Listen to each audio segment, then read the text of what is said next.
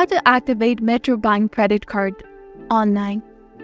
Hello and welcome back to our channel. In this video presentation, we'll be talking about activating your Metro Bank credit card online.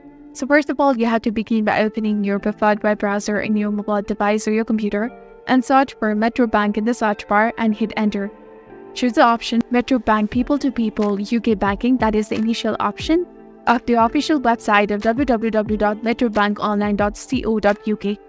Click on it and you will be landed to their official homepage. From here, you have to locate the login option first, that is highlighted in red color in the right side of the screen. Click on it and from the drop-down menu, click on Personal Banking, and after you do that, you will be landed to another interface where you have to enter your 12-digit customer number or your username. And if you'd like to remember your username for the future logins, you can simply check this box over here. But if you're using a public or a shared computer, do not check this box for the security reasons.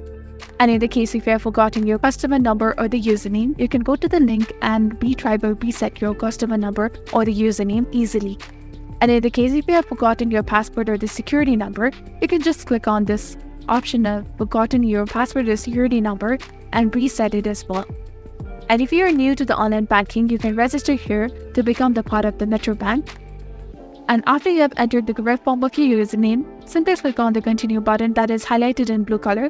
And after you do that, you will be prompted to enter your password and you will be successfully logged into your Metro Bank.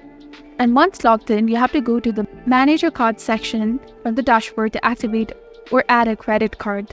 Enter the required card details such as the card number, CVV, and the expiration date. And this is how you can activate your Metro Bank credit card online. So this was all about it. If you found this video helpful, please consider liking and subscribing for more helpful tips and tutorials. Thank you for your viewership and support. See you in the next one.